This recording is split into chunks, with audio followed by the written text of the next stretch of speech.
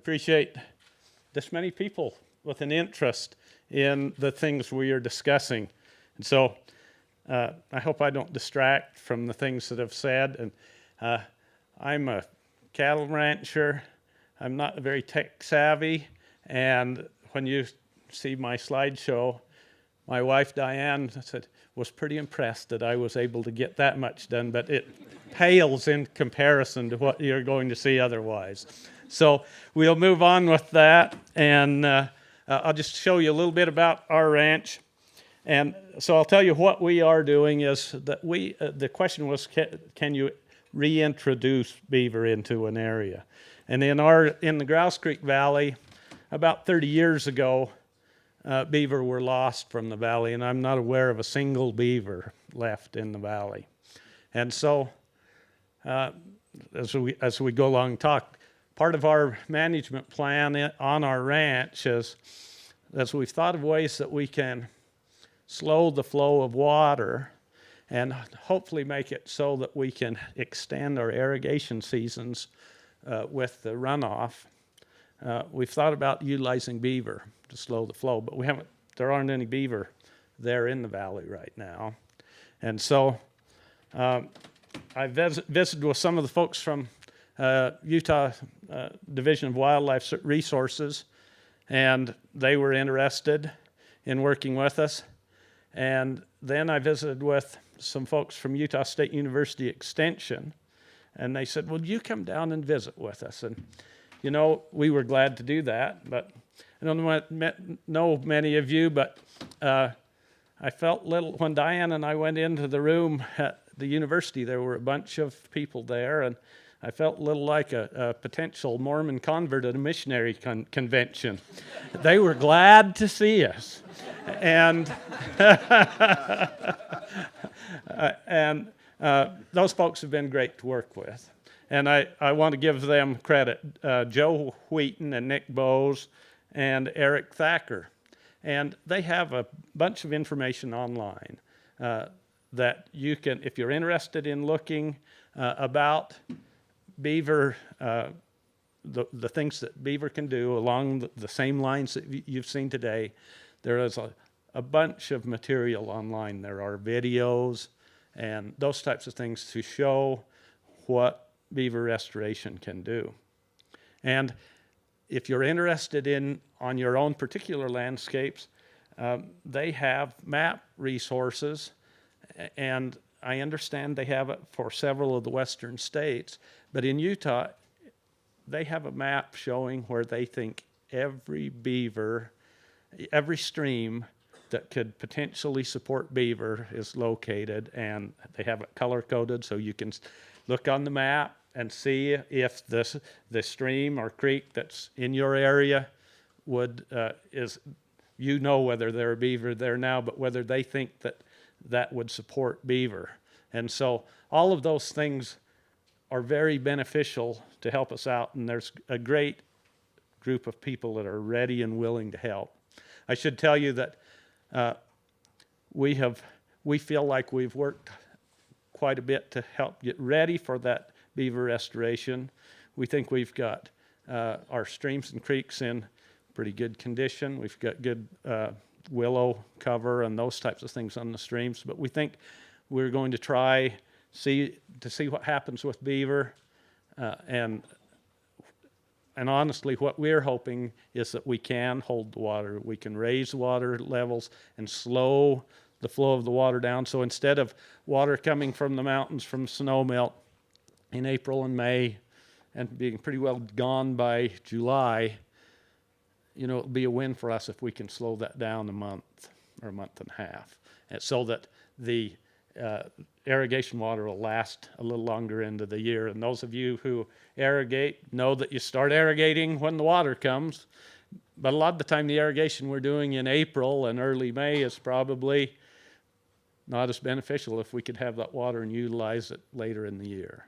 And one of the things I wanted to mention, I'm pretty cheap. Those people who know me, that I don't like to spend money on anything that I don't have to. And so beaver are a part of nature's free enterprise.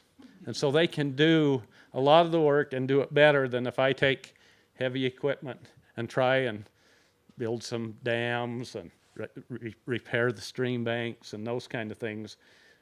Beaver can naturally do that for not even pennies on the dollar that it would cost if I tried to do it mechanically. Robin, is this the button I push? I'm going to show you these.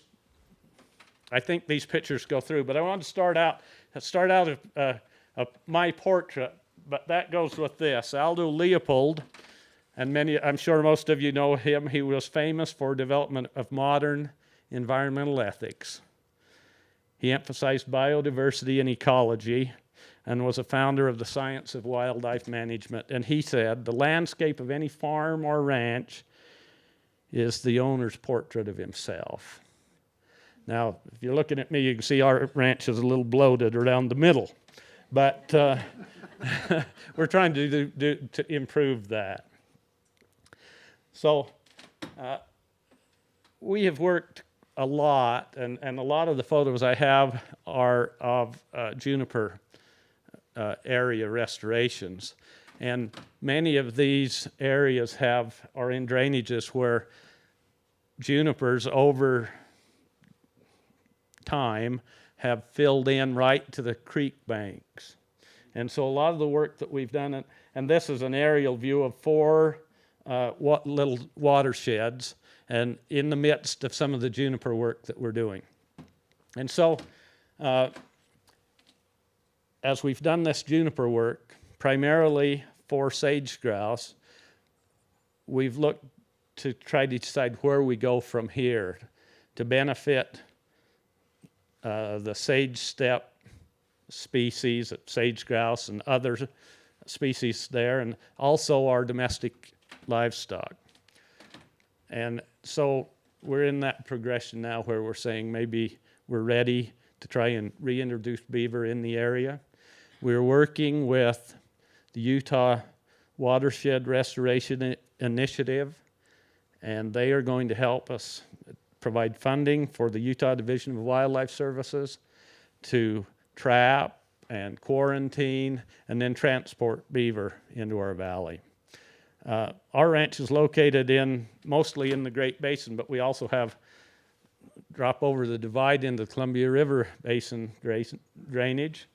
And I found that the folks from the Columbia River Basin don't like the Great Basin beaver, so we have to collect beaver from both drainages to put in where our streams are maybe a mile away. I think I'm going to put some signs up to say, now don't cross this line. They go back and forth. But, you know, there's some issues that we deal with.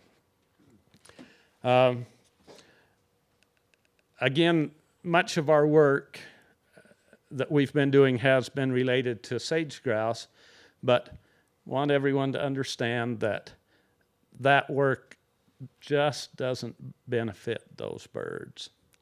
And as we look to improve the diversity of our range, to improve the overall habitat, we think the riparian areas and the mesic areas are probably our next logical step. And that will have a tremendous impact on our area. One of the things that is probably the same for here in the Nevada area, we are on the migration route for smaller songbirds, warblers, and those types of things. And these little streams and creeks and our little stock watering ponds and all those types of things are important rest areas for these warblers and those types of birds that move north and south through the year. So anyway, those are some of the things that we're working on as well. They tell us that the riparian areas in the arid west are as biodiverse as the rainforest. So when you think about that, when you come out onto John's Range and you come to Maggie Creek or Susie Creek, and you come and see where all these beautiful pictures that you've seen, if you spend some time there, the frogs and toads, the songbird species, the sage grouse, the mule deer and elk, maybe moose, and all the other things that are there. There is a lot going on, and there's a lot of wildlife that are dependent upon those areas. And in our particular valley, most of the water on the streams and creeks is privately owned, but maybe just along that, and then the area from that belongs to public land with BLM and those types of things. So it's important for us to work collaboratively with our partners, with public land managers from the state, from the Division of Wildlife and those areas, to make those areas function and function properly.